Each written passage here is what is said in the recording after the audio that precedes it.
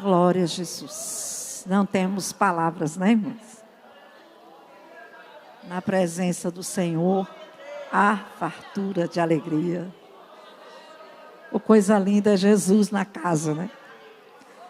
Quero só agradecer a Ele por tão grande presença. Só Jesus faz isso e Ele nos surpreende. A gente chega aqui, muitos não sabem, né, como a gente chega. Mas a gente sabe como a gente sai. A gente sai alegre com a presença do Senhor. Algo tão extraordinário é a presença dEle.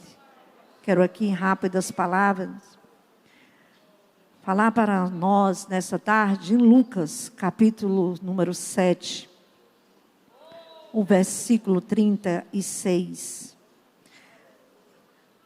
Desde o início que a gente sente a presença de Deus aqui, hoje.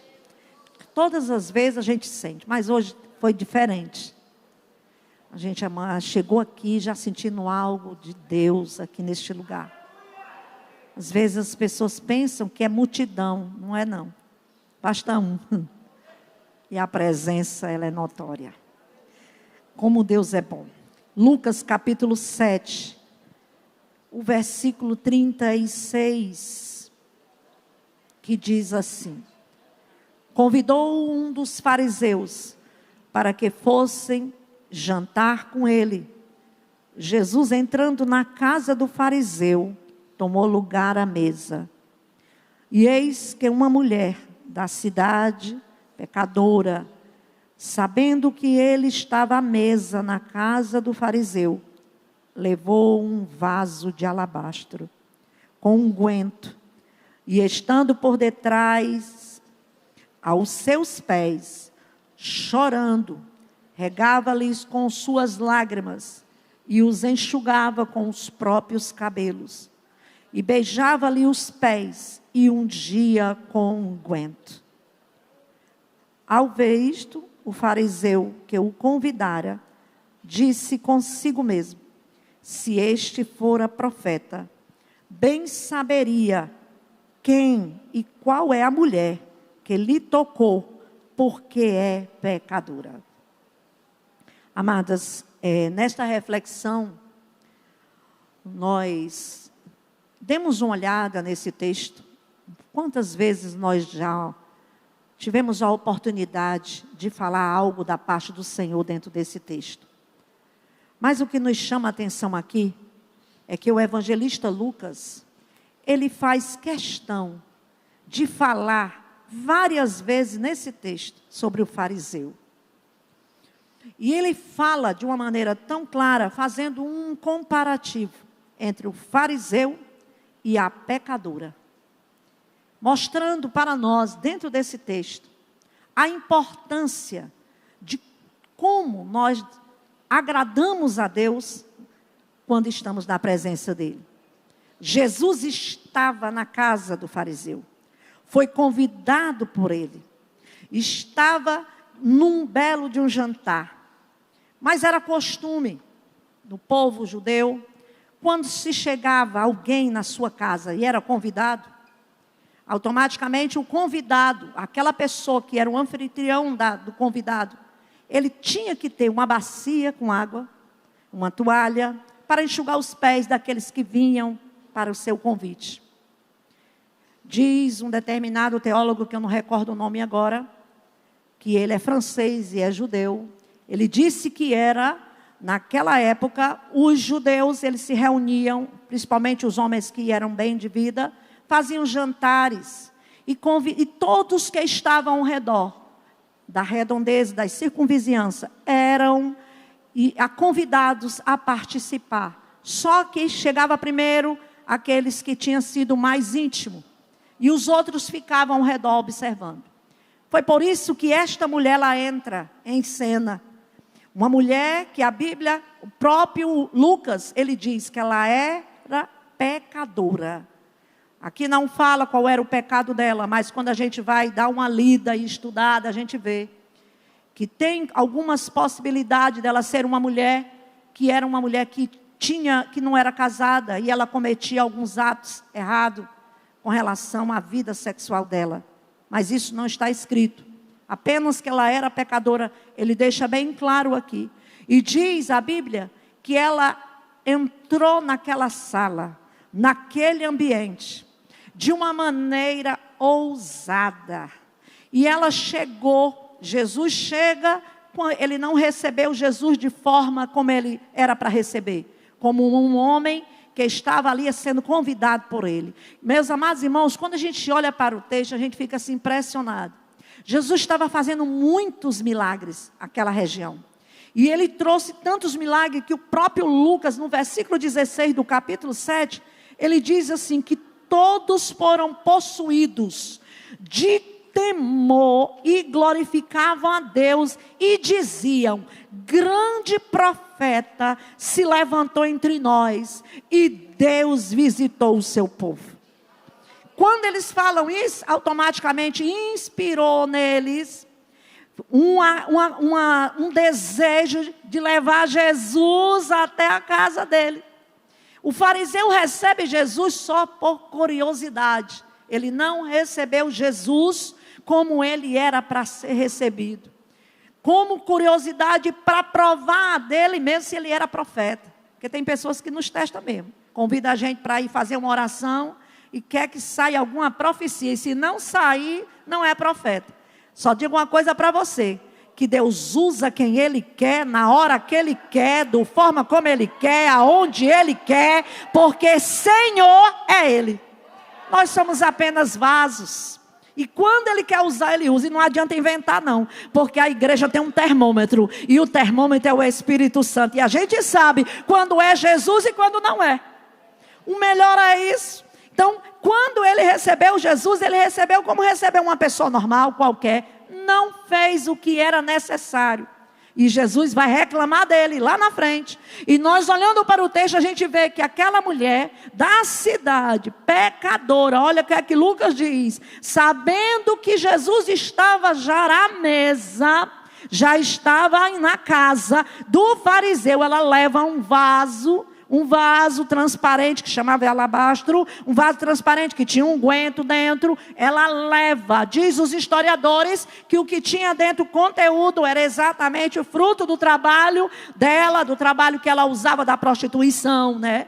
Então o que é que acontece? Ela leva o que ela tinha, ela não estava preocupada com o que iam falar dela. Uma mulher ousada que entra dentro de um ambiente com muitos fariseus, e nós sabemos que os fariseus foram os que mais perseguiram o ministério de Jesus, porque eles eram judeus, que eles tinham muito cuidado com a lei de uma forma exagerada, e eles não acreditavam nos mistérios, eles não acreditavam que Jesus poderia agir pelo Espírito, eles ainda viviam na lei e na tradição, por isso tudo para eles era horrível. Então, para eles verem, ele vê o que Jesus estava fazendo no reino do Espírito, ele precisou convidar. Só que uma pessoa não pode estar num ambiente espiritual querendo ver alguma coisa de forma carnal, porque não vai conseguir ver, porque a Bíblia diz que as coisas espirituais, ela é discernida pelo Espírito Santo.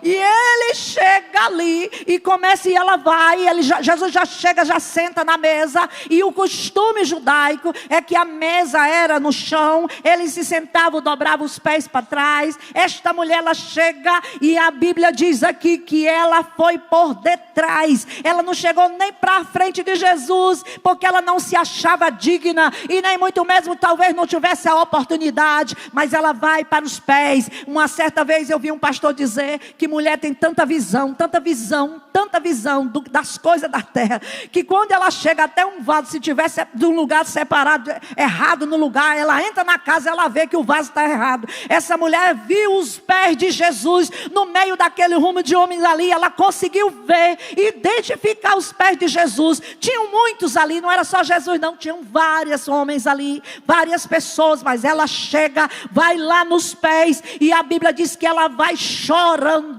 Diz o autor das escrituras sagradas, Lucas, que em algumas versões que ela lamentava, ela chorava desesperadamente. Uma mulher que um clamor tomou, encheu aquele lugar. Aquele lugar era um lugar de festa, era um lugar de comida, mas ela não estava preocupada. Ela estava preocupada em adorar a Jesus. Ela chega ali com os seus pecados, com a sua carga pesada, com a sua alma cheia de amargura, de tristeza, mas ela faz um culto diferente. Ela não esperou que o fariseu olhasse para ela, ela não esperou que ninguém julgasse a postura dela e nem a fama dela. Ela imaginou: eu vou para os pés daquele que pode fazer alguma coisa por mim, porque eu já ouvi falar que ele faz milagres. Ela já tinha ouvido falar que ele estava fazendo milagres. Era um novo profeta que é para eles que tinha se levantado. E aquela mulher entendeu que ela poderia ir aos pés dele e conseguir o que ela queria, que era aliviar a alma dela. Meu irmão, um choro no meio de uma festa é algo esquisito, mas só chora mesmo quem verdadeiramente tem a alma lavada, que chega diante do Deus Altíssimo e não tem palavras, mas a palavra de Deus nos mostra que ela chorava de uma maneira tão grande, que contaminou o local. Todos começaram a ver. Esse é o homem, é a mulher que vai para a casa do Senhor e faz um culto diferente. Você não precisa de uma boa música. Claro, é bom. Você não precisa de um bom instrumento, é bom. Mas isso aí não é o que vai fazer o seu culto. O que faz o culto é o que está na tua alma. É o desejo de você estar nos pés do mestre. Tanto faz estar numa cadeira boa, como estar numa cadeira que não ter. Tanto faz estar em pé, como estar sentado. Tanto faz ter oportunidade, como não tiver. O culto é para Ele. A gente chega, começa a adorar e a glorificar. E a presença dEle começa a encher o ambiente. E quando a presença dEle enche o ambiente, não tem ninguém que tire de nós aquilo que Jesus já colocou em nosso coração. Ela chega e a Bíblia diz que ela regava os seus pés com as lágrimas. O homem lá, o fariseu, não lavou os pés dele, não lavou os pés de Jesus, mas ela lavou com as lágrimas, com o desespero da alma dela. Diz um determinado escritor que as lágrimas, ela é uma linguagem universal. Todo mundo sabe quando alguém chora, se está como que está triste. Todo mundo sabe. Por quê? Porque todo mundo vê, o choro já está expressando ou tristeza ou alegria, mas é um choro. Todo mundo chora igual, todo mundo sai lágrima dos olhos, não tem ninguém para chorar só de um lado. Todo mundo chora igual. E todo mundo sabe que quando o choro chega, ou é a presença de Deus alegrando o seu coração, mas é lavando a sua alma, tirando o peso, tirando a angústia, tirando a dor, tirando as preocupações. Quantas pessoas saem daqui nessa tarde com um fardo caído por terra, porque Jesus diz: vinde a mim, todos vós que estáis cansados, oprimidos, sobrecarregados, e eu vos aliviarei. Quem alivia fardo é Jesus de Nazaré. Não é ninguém que alivia, somente Ele tem este poder de nos aliviar dos nossos fardos pesados.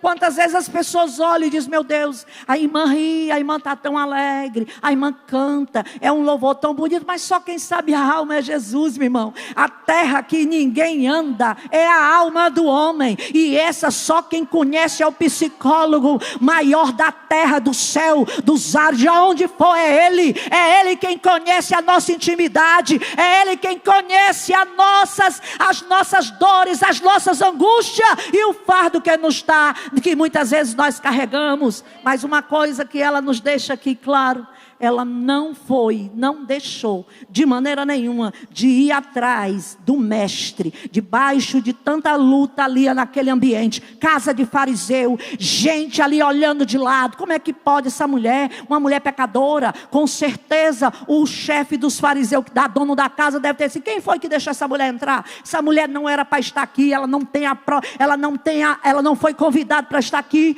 Mas ela não temeu. Ela mostra para nós que nada pode nos impedir de cultuar a Deus. Diz o apóstolo Paulo, lá escrevendo aos Romanos, no capítulo 12, Paulo, ele é muito enfático quando ele diz que o nosso culto, ele é racional. O que é o culto racional, irmã? É o culto que eu faço cheio de problemas, mas os problemas não me impedem de adorar a Deus.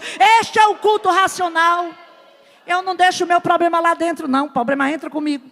O problema come comigo, dorme comigo. Para onde eu vou, ele vai comigo. Mas uma coisa eu faço: ele não me impede de adorar, de glorificar, de exaltar e de dizer que Jesus é maravilhoso. Como o nosso irmão aqui pregou e ele falou anteriormente. Ele disse que embora não tivesse suas limitações, mas Deus era glorificado mesmo nas limitações. Você não precisa da causa resolvida para você adorar, não, meu irmão. Você não precisa estar com dinheiro no bolso para adorar, não. Você não precisa ter saúde para adorar, não. Deus, ele é digno de toda adoração, independente do que eu tenho, do que eu sou e como eu estou.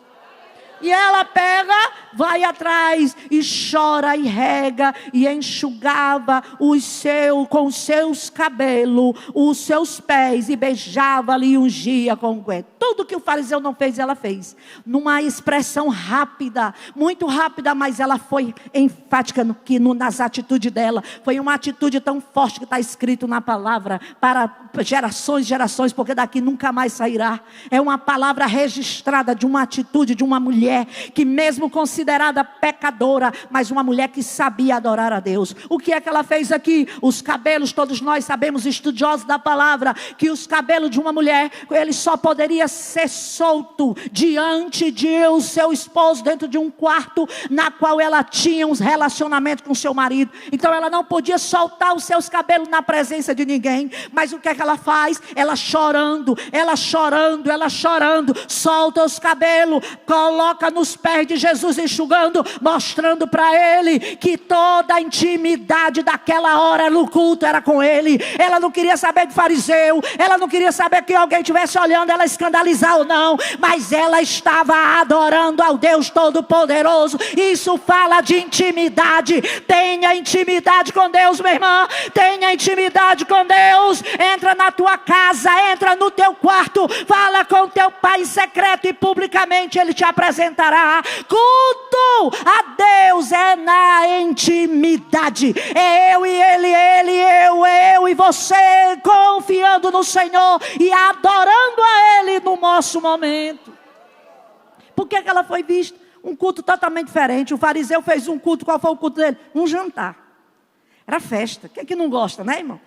Gosta de festa? Só que não é esse aí o alvo dos cultos, não. O culto é adoração, aquele que é o convidado para a festa. E muitas vezes a gente vem para a festa, o convidado fica na festa, nós vamos embora e ninguém não vê nem ele. Por quê? Por causa das preocupações, por causa da gente começar a olhar, por causa de muitas vezes das críticas, por causa das atitudes, das preocupações, que a gente não dá lugar realmente a Deus para sentir a presença dEle, porque não tem nenhum momento na nossa vida que a gente não sinta a presença do Senhor, mas é na casa do Senhor, como diz o salmista, que Ele ordena a bênção. É aqui, é o lugar da reunião dos santos, é aqui aonde os santos se enchem da palavra, é aqui aonde a gente cultua com a liberdade. Graças a Deus que nós temos liberdade para dar glória a Deus, para glorificar, para pular. Muitas vezes nós fazemos coisas que se alguém ver, diz que nós somos doido, não é crente. Nós somos crente, porque na nossa intimidade a gente tira os cabelos, na nossa intimidade tiramos os sapatos, na nossa intimidade a gente se joga no chão, na nossa intimidade nós clamamos a Ele e Ele está ali para nos ouvir. E a Bíblia diz que quando ela faz isso, ao ver isso, o fariseu cogitou só no coração: ele não é profeta não. Entendeu logo na hora? Não é profeta, porque se ele fosse, ele não abriu nem a boca. Se ele fosse, ele saberia que essa mulher é pecadora. Aí Jesus, sabendo o coração dele, aquele que prescruta mente e coração, sabe todas as coisas. Você não precisa nem abrir a boca, porque existe um que está na igreja, chama-se Espírito Santo, e ele dá discernimento à sua igreja. Algo extraordinário, o próprio Deus ouviu do coração dele, e sem ele abrir a boca, aí faz lá uma parábola com ele, uma conversinha com ele, olha, aí começa a dizer o que é que ele poderia fazer. Você já viu? O que é que a gente pode fazer? Um certo credor tinha 2 devedores, um lhe devia 500 denários, o outro 50, não tendo nenhum dos dois com que pagar, ele perdoou ambos. Qual deles, portanto, amará mais? Aí, na mesma hora, o fariseu Simão diz assim, supondo que aquele a quem mais perdoou, replicou-lhe Jesus, julgaste bem. Olha o que é que Jesus disse com ele, tu julgou a mulher. Então, do mesmo jeito que tu julgou uma mulher, tu está julgando a parábola. Jesus chamou logo ele de juiz. Por quê? Porque muitos estão dentro da casa do Senhor como juiz. Porque não entendem ainda o fluir do Espírito. Meu irmão, venha para cá, se liga com o trono, se liga com a graça. Porque se você vier para cá para olhar só para nós, você só vai ver roupa, sapato, ar-condicionado, reclama de tudo. Adore a Deus, chegue aqui 2 horas da tarde adorando, glorificando, jogue o seu rosto no chão, glorifique a Deus. Não fique esperando por oportunidade para você dar glória a Deus e aleluia, não fique esperando pelo microfone para você saltar e sapatear, não. Glorifique a Ele aonde você estiver, porque o culto não é para ninguém, é para Ele. Aí Jesus disse, tu julgou bem, tu julgaste bem, Simão. Aí ele se voltando-se para a mulher, até ali, Jesus não tinha olhado para ela. Aí ele se volta para ela, fala com ela, olhando para ela. Olha o versículo 44, ele diz, vês esta mulher? Olha, não olha nem para Simão, olha só para a mulher. Tu vês esta mulher? Eu entrei em tua casa. Aí Jesus passa na cara dele, assim, bem bonitinho, ó. Eu entrei na tua casa, tu não me deste água para os meus pés. Esta mulher regou meus pés com as lágrimas. Tu não enxugou, e enxugou ainda com os seus cabelos. Tu não me deste beijos, né? Porque era costume beijar. Ela, entretanto, desde a hora que eu entrei, que ela não cessa de beijar meus pés. Ele ia beijar só no rosto, ela estava beijando ela nos pés. Aí o que ele diz? Não me ungiste a cabeça com óleo. Uma mulher foi ungir os meus pés com bálsamo. Colocou, foi algo muito mais extraordinário, foi perfume nos pés de Jesus. Olha que coisa linda, irmão. O que uma mulher não faz quando ela está cheia de Deus, irmão? Sem menosprezar os irmãos, mas uma mulher, quando ela dá lugar a Deus, meu irmão, sai do meio Satanás, porque Deus é extraordinário na vida dela. Uma mulher faz chover pela oração, porque nós vimos isso na Bíblia. Aquela mulher chamada Rispa, uma mulher daquela que com 5 filhos,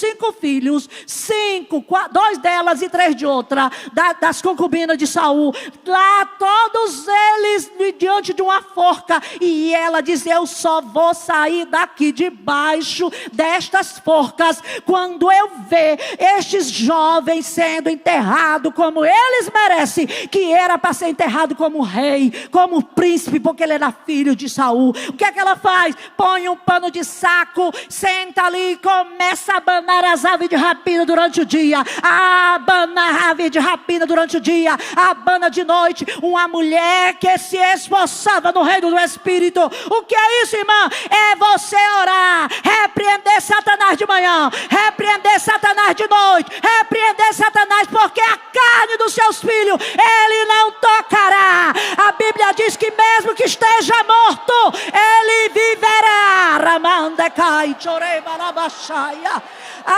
Minhas irmãs, como é misterioso orar. É oração que vai das aves de rapina, tirando ela. E o que são as aves de rapina? A internet, é as fofocas, é o que eles estão vendo dentro dos quartos, que nós não temos acesso. São as aves de rapina que estão aí. E Satanás é todo tempo dizendo, morreu. Não, Satanás, não morreu, porque tem uma mãe ainda na brecha, orando de manhã, repreendendo de manhã, repreendendo de noite, repreendendo toda hora, e ninguém vê, mas o Espírito está na batalha. Quem crê nessa vitória? Segredo com Deus não é para todo mundo não, meu irmão. Mas saiba de uma coisa, entra nesse processo que tu vai ver o que Jesus vai fazer na tua casa. Algo extraordinário que Deus faz de uma maneira sobrenatural. Quando a gente visita uma casa, a gente visita a casa. Mas só quem visita o lar é o Espírito Santo. Só Ele que sabe o que tem lá dentro. Mas Ele visita. E quando Ele visita, meu irmão, Ele resolve o problema. E o que é que ela faz? Ela toma posicionamento. A Bíblia fala bem claro aqui que o Senhor já falou com ele e disse: olha, por isso eu te digo, perdoado lhe são os seus pecados. Muitos pecados, porque ela me amou muito. Mas aquele a quem pouco se perdoa, pouco ama. Então ele olhou, disse para a mulher, depois de tudo, ele disse para ela: perdoados são os teus pecados. Oh, minha irmã, para que palavra mais extraordinária do que essa? Uma pessoa chega ali num choro, num clamor. Às vezes ali podia ser um problema, sim, podia ser um problema da alma dela.